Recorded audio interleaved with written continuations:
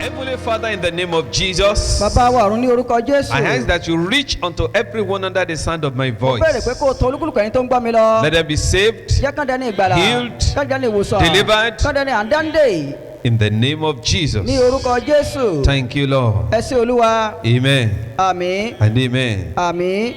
Open your Bible with me to the book of Ecclesiastes, Síbẹ̀rẹ̀ pẹ̀lú mi sínú ìwé oníwàásù. chapter 7. Orí ìkeje. I read verse 7. Mo ka ẹsẹ̀ ìkeje. The book of the preachers, chapter 7, verse 7. Ìwé oníwàásù orí ìkeje ẹsẹ̀ ìkeje. Surely oppression maketh a wise man mad. Nítòótọ́ ìnilára mú ọlọ́gbọ́n ènìyàn sínwín. He's a wise man, Ọlọ́gbọ́n ní í ṣe. yet Síbẹ̀ náà, he's exhibiting some degrees of madness. ó ṣe àfihàn ìpele ìsínwín. He's a wise man, Bó tilẹ̀ jẹ́ ọlọ́gbọ́n. but his life depicts some madness. Ṣùgbọ́n síbẹ̀síbẹ̀ ìgbé ayé rẹ̀ ń fi ìsínwín hàn. Why? Èéṣe kí ló dé? Because of oppression. Nítorí ìnilára. So says the scriptures. Bẹ́ẹ̀ ni Bíbélì wí. Because of oppression, Nítorí ìnilára. repression, Ìrìmọ́lẹ̀. depression sets in. Ìmúlẹ̀kalẹ̀ nínú ẹ̀ṣẹ̀. When a man's destiny is gagged, Nígbà tí àyànmẹ́yìn bá wà nínú àgádágodo. oh, madness will find its way out of that person's life. Ìsínwín á bẹ̀rẹ̀ sí ní ṣẹyọ nínú ayé ẹni bẹ́ẹ̀. Why madness? Kí ló fa ìsínwín? Because you know where you are supposed to be Torí pé o mọ ibi tó yẹ kó o wà. and you are not there. Síbẹ̀ o ò tí ì débẹ̀. You have dreamt about your future O ti lálàá orí ọjọ́ ọ̀la and you rẹ. are not seeing it manifest. Síbẹ̀ o ò rí ìfarahàn rẹ̀ lójú ayé. You have been told by the words of prophecies Wòlíì ti sọ fún ọ that this is where you are going, pé ibi tó ń lọ nìyí. this is where you will get to, Ibi tó dé láyé nìyí. and there is even no trace that you will ever get there. Bẹ́ẹ̀ ni kò tiẹ̀ sí ìfarahàn pé ó débẹ̀ rárá. You know where your colleagues are, O mọ ibi táwọn ẹkẹgbẹ́ rẹ ti dé. you know where your siblings are, O mọ ibi táwọn ọmọ ìyá rẹ gbé wà. and you are doing everything O ti ń possible. ṣe ohun gbogbo tó gbà ní ipá rẹ. You are making every necessary input, Gbogbo tó yẹ kó o ṣe náà ló fi lójú ìṣe. yet Síbẹ̀ náà, you are not there. o ò tí ì débẹ̀. You are wise. Ọlọ́gbọ́n ni ọ́. Madness will soon set in. Láìpẹ́ ìsínwí ó bẹ̀rẹ̀. Exhibition of madness to your children, Ìfihàn ìsínwí sí àwọn ọmọ. exhibition of madness to the wife, Ìkanra nípa ìsínwí sí aya. because of oppression. Nítorí ìnilára. So the wise man is sighing. Nítorí náà ọlọ́gbọ́n ènìyàn náà ń gbìnkẹ̀ ó mímí ẹ̀dùn. He's confused. Ó dípò rúurú. He's developing high blood pressure. Bẹ́ẹ̀ ni ìfúnpá rẹ̀ ti ń ga. He's beginning to have ulcer. Ó ti bẹ̀rẹ̀ sí ní ọgbẹ́ inú. He's beginning to suffer from insomnia. Ó ti bẹ̀rẹ̀ sí ní àìrónú sùn. He's becoming more and more aggressive. Bẹ́ẹ̀ ni inú ti ń bí i sí. Mr. Wise Man, Ọlọ́gbọ́n why all ènìyàn. this? Kí ló fa nǹkan wọ̀nyí? Bible says because of oppression. Bíbélì pé torí ìnilára ni. I have a dream, Mo ní àwọn àlá. but I'm not getting near it at Síbẹ̀ mi ò all. tiẹ̀ súnmọ́ ìmúṣẹ àwọn àlá náà rárá. I am pregnant, Mo lóyún. but there is no passage for delivery. Ṣùgbọ́n síbẹ̀ kò sí ọ̀nà àti bí. Oh mine, oh mine, oh mine. Many are pregnant. Ọ̀pọ̀ àwọn èèyàn ló lóyún. Pregnant with ideas, Wọ́n lóyún ohun tó dára. with visions, Pẹ̀lú ìran. with revelations, Ìfihàn. with words, Àwọn ọ̀rọ̀. with talents. Pẹ̀lú tálẹ́ǹtì. Yet, Síbẹ̀ no passage for delivery. kò sí ọ̀nà láti mú un ṣẹ. The Bible says, Bíbélì wípé surely, nítòótọ́. there is no doubt about it. Ìyẹn ni pé kò sí iyèméjì nípa Surely, rẹ̀. Ní dájúdájú oppression ìnilára. maketh a wise man A mad. máa mú ọlọ́gbọ́n ènìyàn síwín. Mary had a baby. Màríà bí ọmọ. Mary was pregnant, Ó lóyún. about to deliver. Ó kú gẹ̀rẹ̀ kó bímọ. And the Bible says, Bíbélì wípé there was no vacancy for her in the inn. kò sí àyè fún un ní ilé agbẹ̀bí. Joseph, Jósẹ́fù he dreamt. ó pẹ̀lú lálàá. He saw himself imagined as a king, Ó rí ara rẹ̀ gẹ́gẹ́ bí ọba. and a king to be worshipped, Ọba tí a máa forí balẹ̀ fún. even by his siblings, Nípa àwọn ọmọ látọ̀run ọ̀dọ̀ àwọn ọmọ even bàbá by àti ìyá his rẹ̀. parents. Àwọn òbí rẹ̀ pàápàá. But then Ṣùgbọ́n síbẹ̀ náà rejection came in. ìkọ̀sílẹ̀ wọlé. He found himself in the pit. Ó rí ara rẹ̀ wọ́n gbé sínú He ìwò. found himself a slave boy. Ó tún di ẹrú. He found himself in the prison. Bẹ́ẹ̀ ló bára rẹ̀ lọ́gbà ẹ̀wọ̀n. But thank God. ṣùgbọ́n síbẹ̀ adúpẹ́ still lọ́wọ́ got Ọlọ́run there. síbẹ̀ ó débẹ̀. And I know you will get there. mo mọ̀ pé wọ́n pẹ̀lú ó débẹ̀. I say you will get ó there. ló débẹ̀. In the name of Jesus. lórúkọ Jésù. David Dáfídì. was sent forth in the farm, aránṣẹ́ sí láti oko. saying you are being sought for. pé à ń wá ọ nílé. And he got home ó sì délé. to find a well-renowned prophet láti rí àgbájúgbajà ìlúmọ̀káyé wòlíì kan nínú ilé wọn. that has said, I will not sit down until he èyí arrives. tó wí pé mi ò ní jókòó títí yóò fi dé. And that day, lọ́jọ́ náà. he was made to kneel down bẹ́ẹ̀ ni àmukọ́ kúlẹ̀. and he was anointed a sì dé òróró lé as lórí. king over Israel. gẹ́gẹ́ bí ọba lórí Ísírẹ́lì. The anointing came upon him. ìfòròyìn gbé wọ̀. Power came upon him. agbára gbé wọ̀. His destiny was not being activated. àyànmọ́ rẹ̀ gba iṣẹ́ láti wá sí ojú ìṣe. But then, ṣùgbọ́n síbẹ̀ some náà. powers withstood him. àwọn agbára kan dúró tì í. Fear said, no, I will kill you before you bí get ẹ̀rí there. wípé rárá ìran yóò ní sẹ́ wọ́n pa ọkọ̀ tó Lion jẹ́. said, I will kill you before you get there. kìnìún náà wípé rárá kò sáàyè láti mú ìrẹsẹ̀ kúkú ló kù. Even Goliath was there to stop him. Gòláyátì gan dìde láti dá dúró. But thank God he stopped Goliath. ṣùgbọ́n a dúpẹ́ pé òun ló mú Gòláyátì balẹ̀. Saul and all the hosts of Israel were there Sọ́ọ̀lù àti gbogbo ọmọ ogun Ísírẹ́lì náà wà ń bẹ́ẹ̀. to stop the dream from coming to pass, láti pagidí náà ìmúsí àlá rẹ̀. to prevent him from getting there. láti má jẹ́ kó débi tí a ṣètò ayé rẹ̀ sí. David had to cry out one day Dávidi láti pariwo pẹ̀lú and ìtọ́jú lọ́jọ́ said, kan. satisfy me early, O Lord, wípé Olúwa tẹ́ mi lọ́rùn ní kùtùkùtù. so I will be able to give thanks. kí n bá lè dúpẹ́. Because if it is too late, torí tó bá ti pẹ́ jù. no man will be able to give thanks. kò ní sí ẹnu ọpẹ́ mọ́. There will be no celebration kò ní sí àjọyọ̀ mọ́. when there is lateness in fulfillment. nígbà tí ìmúṣẹ náà bá ti fà tó bá falẹ̀. Thank God David got there. ṣùgbọ́n a dúpẹ́ pé Dávidi débẹ̀. At one time, even David himself feigned being mad. nígbà gangan Dávidi kúnra rẹ̀ ń fi ìsíwí hàn. Operation. ìnilára It makes a wise man even a mad. máa mú ọlọ́gbẹ́ ènìyàn síwí. Daniel, Dáníẹ́lì he didn't emerge easily. òun náà ò débẹ̀ pẹ̀lú ìrọ̀rùn. The powers that be, agbára tó wà lójú ìṣe agbára orí even ilẹ̀. by his ancestors, nípa àwọn babalá rẹ̀. his ancestors sinned. àwọn babalá rẹ̀ ti ṣẹ̀. God rejected them, Ọlọ́run kọ̀ wọ́n. and they were taken into the home of slavery. wọ́n sì mú ọ lọ sí ilẹ̀ ìsìnrú. But he had a destiny to fulfill. ṣùgbọ́n síbẹ̀ ó ní àyànmọ́ láti mú He ṣẹ. has something on the inside of him. nǹkan kan wà nínú rẹ̀. He had a dream to be fulfilled, àlá kan ń bọ nínú rẹ̀ tó ń dúró fún ìmúṣẹ. and lion could not stop him. bẹ́ẹ̀ ni kìnìún ò lè dá dúró. Men could not stop him. ènìyàn ò lè dá dúró. Fire could not stop him. iná ò lè dá dúró. He got there. síbẹ̀ ó débẹ̀. I sure know that you will get there. mo mọ̀ dájúdájú pé ìwọ pẹ̀lú ó débẹ̀. In the mighty name of Jesus. ní orúkọ ńlá I Jésù. say you will get there. mo lọ ó débẹ̀. Esther Ẹ́sítérì was found in Babylon, ní Bábílónì. a slave girl, ẹrúbìnrin. but with a destiny. ṣùgbọ́n pẹ̀lú àyànmọ́ rere. Situation around said you cannot be. àwọn ìṣẹ̀lẹ̀ àyíká rẹ̀ wípé rárá ò lè débẹ̀. Circumstances said you cannot be. àwọn ìlàkọjá àti làásìgbò wípé kò ṣeé ṣe. No father, no mother, kò sí bàbá kò sí ìyá mọ́. nobody to help her. kò sí olùrànlọ́wọ́ kan láti ràn án lọ́wọ́. But when the destiny of a man is there, ṣùgbọ́n nígbà tí àyànmọ́ èèyàn bá ti wà ń bẹ̀. when a man realizes the purpose for his living, nígbà tí èèyàn bá mọ èrè ìdí ìwọ́sáyé rẹ̀. life will have meanings, ìgbé ayé yóò ní ìtumọ̀. and getting there will be easier. ọ̀nà àti débẹ̀ yóò jẹ́ ìrọ̀rùn. Hallelujah. hallelujah. God told Jeremiah, olúwa sọ fún Jeremáyà. Jeremiah, before you were born, ká tó bí ọ. I formed you ni mo ti dá. and I've made you ni mo sì ti ṣẹ̀dá to rẹ. be a prophet unto the nations. láti jẹ́ wòlíì fún àwọn orílẹ̀-èdè. Before you were born, ká tó bí ọ. before you became like this, kó o tó dún tó dà yìí. before you grew up like this, kó o tó dàgbà débi tó God dúró has yìí. destined you for a purpose. ọlọ́run ti ṣètò àyànmọ́ rẹ fún ìdí kan pàtó. And I believe you are not going to fail. mo sì gbàgbọ́ pé ò ní kùnà. Hey, will you be able to get there?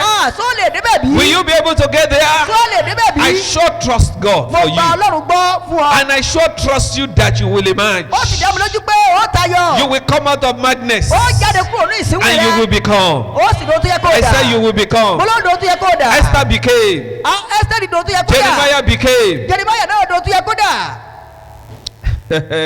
Moses, Mósè. inside of him were 5 books. Nínú rẹ̀ ni àwọn ìwé márùn gbé wà. Inside of him were tabernacles to be built. Nínú rẹ̀ ni àgọ́ wà láti kọ́ fún Olúwa. Inside of him were musics to be rendered. Nínú rẹ̀ ni àwọn fọ́nrán orin wà láti ṣe jáde. Inside of him were leadership qualities. Nínú rẹ̀ ni àmúyẹ tó yanrantí fún adarí gbé wà. Presidency over Israel for years. Ààrẹ lórí orílẹ̀-èdè Ísírẹ́lì fún ọ̀pọ̀ ọdún. That man knew, Ọkùnrin náà mọ̀. but he found himself in the house of Pharaoh, Ṣùgbọ́n ó bára rẹ̀ nínú ilé Fáráò. and he was not leading, Bẹ́ẹ̀ ni kò darí and kankan. the dreams were not coming to Àwọn pass. àláwọ̀ yóò wá sí ìmúṣẹ. He turned Ó mad síwín. that he in fact killed an Egyptian. Tó fi jẹ́ pé ó lu ará Íjíbítì kan pa. Ah, Moses, Mósè. you killed a man? Ó pààyàn. Oh, wise man. Ọlọ́gbọ́n ènìyàn. Oppression made him to be mad. Ìnilára ló mú kó síwín bẹ́ẹ̀. But God, Ṣùgbọ́n síbẹ̀ náà. God who was in charge, Ọlọ́run tó wà lẹ́nu àkóso. God who is in charge of your life, Ọlọ́run tó wà lẹ́nu àkóso he ayé helped rẹ. him to get there. Ó ràn án lọ́wọ́ láti débẹ̀. And he became. Ó sì dóhun tó yẹ kó I dà. sure know that you will become. Mo lọ́wọ́ dàn tí a bí ọ láti dà. In the mighty name of Jesus. Ní orúkọ ọlá Jésù. Why are you not getting there? Èé ṣe tó fi débẹ̀ bọ̀rọ̀. Several people are not getting there. Ọ̀pọ̀ àwọn èèyàn ní ò débẹ̀. Some have died and you could get to the cemetery and see dreams unfulfilled there. Ọ̀pọ̀ àwọn èèyàn ló ti kú pẹ̀lú àyìnbá àti tálẹ́ǹtì wọn. Tó jẹ́ pé tálẹ́ǹtì wọn wà ní ibojì pẹ̀lú wọn. A great man once said Ẹni láti wí pé nígbà kan. that the graveyard is the richest place on earth, Pé ibojì níbi tó lọ́rọ̀ jù lórí ilẹ̀ alààyè. because there you will find dreams unfulfilled, Tó níbẹ̀ láti gbérí àwọn àlá tí ò wá sí ìmúṣẹ. dreams not realized, Àwọn ìran tí ò wá sójú ìṣe. visions not realized, Àwọn ìfihàn tí ò wá sójú ìṣe. destinies quenched before fulfillment. Àwọn àyànmọ́ tó kú sójú ọ̀nà láì dókòwò múṣẹ. You will not die until you have fulfilled your vision. O ò ní kú láì jẹ́ pé o bá mú àyànmọ́ rẹ ṣẹ. I trust God for you. Mo gba Ọlọ́run gbọ́ fún ọ. I believe God for you. Mo gba Ọlọ́run gbọ́ fún ọ. I said I trust God for you. Mo ní mo ní gbẹ̀kẹ̀lé ní Ọlọ́run fún ọ. Mary Magdalene, Màríà Magdalene. she was trying to get there, Ó ń gbìyànjú àti débẹ̀. but some 7 demons were locked up on the inside of Ṣùgbọ́n àwọn her. ẹ̀mí àìmọ́ méje kan ló wà nínú rẹ̀. Thank God. A dúpẹ́ lọ́wọ́ She Ọlọ́run. met Jesus. Ó bá Jésù pàdé. She was delivered, Ó gba ìdáǹdè. and she became. Ó sì ló tún yẹ kó dà. She was the first person that Jesus appeared to and sent to the apostles and to the world. Lo, I have risen. Meet me in Galilee. Ó ní ẹni àkọ́kọ́ tí Jésù bá pàdé nígbà tó jíǹde tó sì rán aníṣẹ́ pé ó yá lọ sọ fún àwọn àpọ́sítélì àti gbogbo àgbáyé wípé mo kọjá lọ sí Gálílì. So to me, in my own theology, Mary Magdalene is the first apostle. Nínú ètò ìmọ̀ ìjìnlẹ̀ tèmi mo rí pé Màríà Magdalene ò ní àpọ́sítélì àkọ́kọ́. Gideon, Gídíọ́nì, are you going to die like this? ó kú sí ipò tó wà yìí bí? He said, no. Ó ní rárá, You are a great man, ẹni ńlá ni a ọ́, man of valor. ẹni alágbára ọkùnrin. That man was hungry that day. Inú bí ọkùnrin, ó bí Gídíọ́nì lọ́jọ́ náà.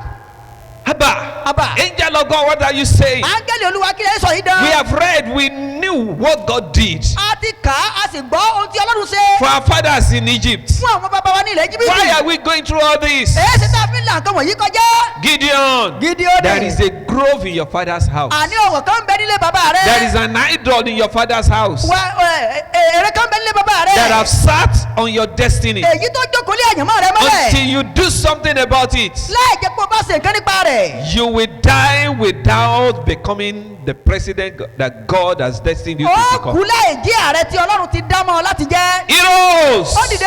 and I know you will arise. Wọ́n mọ̀ pé pẹ̀lú ó dìde. He rose, Ó dìde. he brought down the grove, Ó fọ́ ọ̀wọ̀n náà he lulẹ̀. destroyed the idol, Ó pa òrìṣà náà and he run. raised another altar unto Ó God. wá gbé pẹpẹ mìíràn dìde fún Ọlọ́run. His presidency spoke. Bẹ́ẹ̀ ni ó dépò ààrẹ The rẹ̀. power of God came to bear upon his Agbára life, Ọlọ́run wọnú ayé rẹ̀. and he became. Ó sì ló tún yẹ kódà. I remember when God called me into the ministry, Mo rántí ìgbà tí Ọlọ́run pè mí sínú iṣẹ́ ìránṣẹ́. things were happening. Àwọn kan ṣẹlẹ̀. The power of God was working. Agbára Ọlọ́run ń gbé iṣẹ́ ṣe. Yet, Síbẹ̀ náà, I was hungry. ebi ń pa mí. Yet, Síbẹ̀ náà, I was sickly. bẹ́ẹ̀ ni mo ń ṣàìsàn. Yet, Síbẹ̀ náà, I was fully growing and living in oppression. ni mo ń gbé nínú ìnira. And I cried to God one day, Lọ́jọ́ kan mo kígbe pé Olúwa. and He asked me to look back in history. Ó wá ní kí n bojú wẹ̀yìn kí n wo àwọn ìwé ìtàn. Who has made it really in our family? Ta lẹni náà tó ti kanlẹ̀ ṣàṣeyọrí nínú ẹbí wa? And I cried to God. mo ké pe olúwa. How? báwo. Why? kí ló dé. And I began to search. mo bẹ̀rẹ̀ sí ní wádìí. I began to search. mo bẹ̀rẹ̀ sí ní wádìí. My father was a prophet. bàbá mi jẹ́ wòlíì. And he will fast 20 days, 30 days, 40 days. wọ́n lè gbà àwẹ̀ ogún ọjọ́ ọgbọ̀n ọjọ́ ogójì ọjọ́. At least twice I knew the time he fasted 15 days without water. He got totally dehydrated. He almost died. mo mọ ẹ̀ẹ̀mejì dájúdájú tí bàbá mi gbà àwẹ̀ ọjọ́ mẹ́ẹ̀ẹ́dógún láì jẹ láì mu àwẹ̀ tó lè pọ̀nrán. He almost died wọ́n fẹ́ẹ́ kú through dehydration. nípa pé omi ara gbẹ. Yet, síbẹ̀ náà he didn't live long. wọn ò gbé pẹ́. He didn't make it in life. bẹ́ẹ̀ ni kò ṣàṣeyọrí gan He gbòógì was láyé. not so fulfilled in ministry. bẹ́ẹ̀ ni kò sì mú iṣẹ́ ìrẹsẹ́ nìkan náà ṣe ní gbòógì. He had much input into the ministry, but there was no tangible success. wọ́n ti gbogbo ara bọ iṣẹ́ ìránṣẹ́ ṣùgbọ́n kò sí àṣeyọrí kan tí a lè tọ́ka sí. And I questioned God. mo wá bi ọlọ́run léèrè. How? kí ló tẹ̀lé. Why? èéṣe. I continued in my search, mo tẹ̀síwájú nínú ìwádìí mi. and I discovered in history mo wá kíyèsí nínú ìtàn. that my great grandfather, pé bàbá ńlá bàbá mi. he had one woman ó fẹ́ obìnrin kan. who did not give birth to any child for him, obìnrin yóò sì bímọ kankan fún. and the woman in anger left the family. obìnrin gan pẹ̀lú ìbínú ló fi kú òun ẹbí wa. But he instituted an idol in the family ṣùgbọ́n ó ti gbé òrìṣà kankan lẹ̀ sínú ìdílé náà. and left. ó bá tiẹ̀ lọ. When she died, nígbà tó kú. her daughter ọmọbìnrin will rẹ̀ always come every year sábà máa ń wá ní gbogbo ọdọọdún. just to pour libation on the idol. láti wá ta ọrẹ ètùtù sílẹ̀ lórí òrìṣà náà. She will close the door. yóò palẹ̀ pé bẹ̀dẹ̀ And go. yóò sì bá tiẹ̀ lọ. That one also lived long and died. ìyẹn náà gbé pípa pípa ó sì kú. And the granddaughter, àbílẹ̀ ọmọ kẹta báyìí from her matrimonial home, láti ilé ọkọ rẹ̀. far away from Osun State, tí ò tiẹ̀ ṣe orílẹ̀ tí ì ṣe ìpínlẹ̀ Ọ̀ṣun rárá. will travel down yóò rìnrìn àjò wá every year, lọ́dọọdún. pour libation on it, òun náà máa ta ọwọ́ ẹbọ sísun sílẹ̀. and will go. yóò sì bá tiẹ̀ And lọ. God told me ọlọ́run wá sọ fún mi that is the cruise of the matter. pé èyí gan ni orísun wàhálà náà. That is the source of your problem. orísun ìṣòro rẹ nìyẹn. No man will make it in Gbele family kò sí ọkùnrin kan tí yóò ṣàṣeyọrí nínú ẹbí ìgbélé yìí. as long as that grove is in your father's house. níwọ̀n ìgbà tí ọ̀wọ̀n yìí àti òrìṣà bá sì ń bẹ nílé bàbá rẹ. Women, arábìnrin what are you coming to pour libation on in our compound? kí ló ń wá da ẹbọ lé lórí pẹpẹ ní agbolé wa. Why not carry it to your own father's house? èé ṣe tó gbé lọ sílé bàbá tiẹ̀. Why not carry it to your matrimonial èé family? ṣe tó gbé lọ sílé ọkọ rẹ. And I gathered those things. mo kó àwọn kan wọn I nìkan. cursed them in the name of the Lord. mo fi wọ́n rẹ́ ní orúkọ olúwa. And I poured fire, mo sì petrol on it, mo dáná lù ú. and destroyed everything. mo sì pa gbogbo rẹ̀ run. And that was the end of oppression. bí ìnílá ṣe dúró And nìyẹn that o. was how things began to happen in my family. bí àwọn rẹ̀ sì bẹ̀rẹ̀ sí ní hù jáde nínú And ẹbí that mi. was how myself got liberated. báyìí ni èmi náà fúnra mi gba ìdáǹdè. Just like Gideon. gẹ́gẹ́ bíi ti Gídíónì. Oppression. ìnilára. By reason of some growths and some powers and principalities nípasẹ̀ àwọn ọ̀wọ̀n àwọn agbára àwọn àlùjọ̀nù kan. that guards a person, èyí tó dẹni lọ́nà. that guards a family, èyí tó ń di ẹbí lọ́nà. that guards a people, èyí tó ń di àwọn èèyàn lọ́nà. preventing them from rising. yóò jẹ́ kí wọ́n gbérí débi wọ́n tayọ.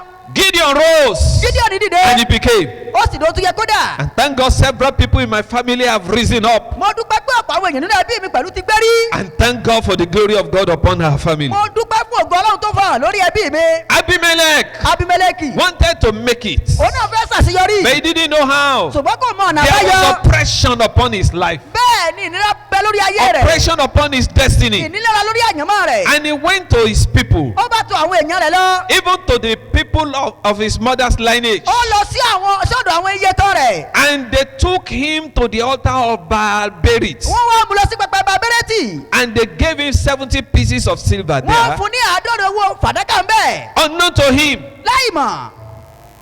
the 70 pieces of silver mobilized him to slaughter and take the blood of 70 of his brethren. àádọ́rin owó fàdákà yìí òun ló rú sókè tó fi jẹ́ pé ó pa àádọ́rin nínú àwọn ẹ̀gbọ́n rẹ̀. One silver for a head, fàdákà kan fún orí kan. ritual money, owó ẹ̀jẹ̀, ritual prosperity. ọrọ̀ tó ti pàṣẹ ẹ̀jẹ̀ wá. And unfortunately, ó wá ṣeni láàánú because of that journey, nítorí ìrìn àjò tó rìn. oh, it was a disgraceful death and a painful end that he had. ó ikú jàtijàti kúrò rẹ̀ àdá tó ti ní lójú ló kú gbẹ̀yìn. Cultism does not help for long.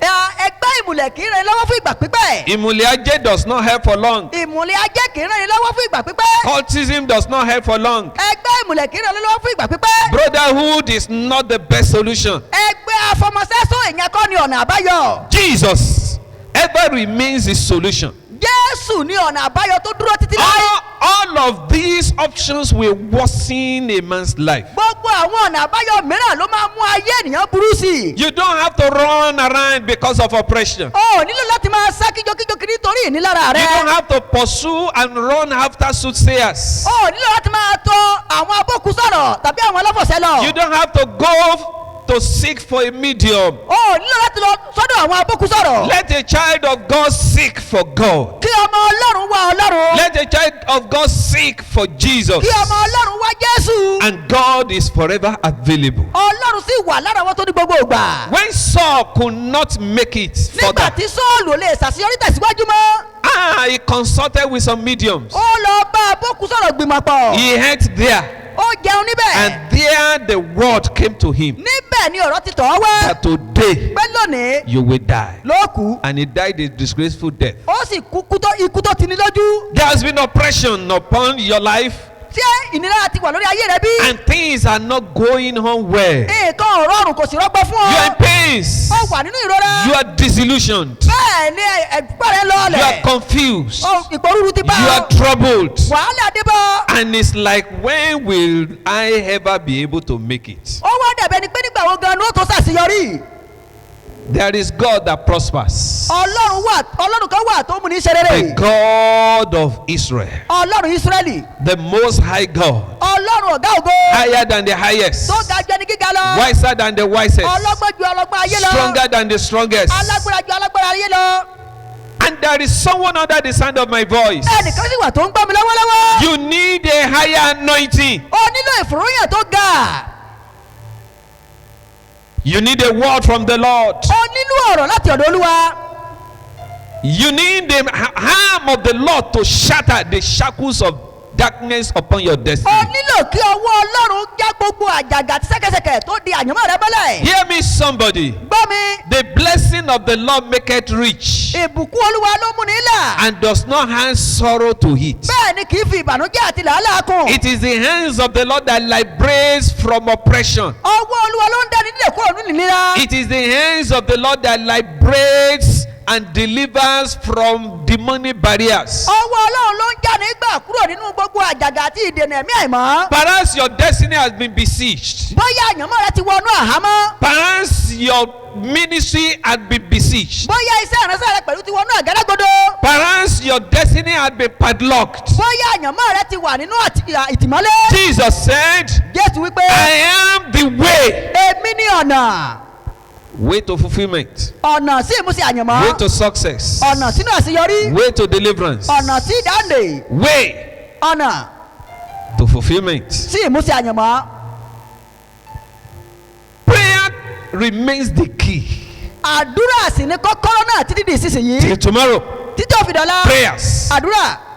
Warfare prayers. àdúrà ìjagun. Binding and loosing. gbígbẹ́dẹ̀ títú sílẹ̀. Warfare prayers. àdúrà ìjagun. With fasting. pẹ̀lú àwẹ̀. Warfare prayers. àdúrà ìjagun. With scriptures. pẹ̀lú ọ̀rọ̀ Ọlọ́run. I remember one day mo rántí ní ọjọ́ kan. I was crying to God by reasons of oppression. mo ń sunkún mọ́ Ọlọ́run nítorí ìnilára mi. Things were hard. nǹkan le koko. I needed vehicles for this work of the ministry, mo nílò ọkọ̀ fún iṣẹ́ ìránṣẹ́ yìí. and money was not forthcoming. owó ò sì wọlé wá. And in my quest for solution, nínú ìpòǹgbẹ mi fún ọ̀nà in àbáyọ. prayers and fasting, nínú àdúrà àti I àwẹ̀. was quoting the scriptures, bẹ́ẹ̀ ni mo ń ṣe àmúlò ọ̀rọ̀ telling Ọlọ́run. God, mo ń sọ fún Olúwa. showing God His promises. mo ń fi àwọn ìlérí tí Ọlọ́run ṣe hàn án. In the process, nínú ṣíṣe nǹkan yìí I dozed off in sleep, ni oorun bá mú mi lọ fẹ́rẹ́. and I saw a vision. mo bá rí ìran kan. I saw 6 vehicles mo rí àwọn ọkọ̀ mẹ́fà parked on a field, èyí tí wọ́n gbé kalẹ̀ lórí pápá kan and they were mine. wọ́n sì jẹ́ tèmi But some 6 hefty men ṣùgbọ́n mo wá rí àwọn dòǹgárì kan tó sì gbọ́lẹ̀ mẹ́fà with submachine guns. pẹ̀lú ìbọn agbọ́tàmì They were on guard, àwọn pẹ̀lú dúró ti àwọn ọkọ̀ and wọ̀nyí no fly could touch those vehicles. esisi gan ò tí ẹ lè fò kó fọwọ́ kan ọkọ̀ náà Hey, hey my car, ọkọ̀ mi 6 mẹ́fà surrounded by 6 hefty men àwọn ajogun mẹ́fà yíká with guns, Pẹ̀lú ìbọn. submachine gun. ìbọn agbọ́tàmì Ha. In other words, ìyẹn túmọ̀ sí pé son of man, ọmọ ènìyàn I had provided you with cars. mo ti pèsè àwọn ọkọ̀ fún ọ I gave you the first one. mo fún ọ lákọ̀ọ́kọ́ They didn't allow you to get into wọn your jẹ́ kó hand. dọ́dọ̀ rẹ Second one, mo fún ọ third lẹ́kẹ̀jì one, ẹ̀kẹta fourth one, ẹ̀kẹrin fifth one. ẹ̀karùn-ún There are 6 that are provided, mẹ́fà ni mo ti pèsè sílẹ̀ fún ọ and yet they have been surrounded, síbẹ̀ wọ́n pa bùdó tì wọ́n besieged. wọ́n há wọn mọ́ Hey, my God! Ọlọ́run mi I o. changed my prayers. mo bá yí àdúrà mi padà I stopped asking God. mo dẹ́kun àti máa bẹ̀rẹ̀ I lọ́wọ́ Ọlọ́run stopped petitioning God. mo dẹ́kun àti máa I bẹ̀rẹ̀ faced the devil. mo wá dojúkọ èṣù Prayers. nínú àdúrà I continued in fasting.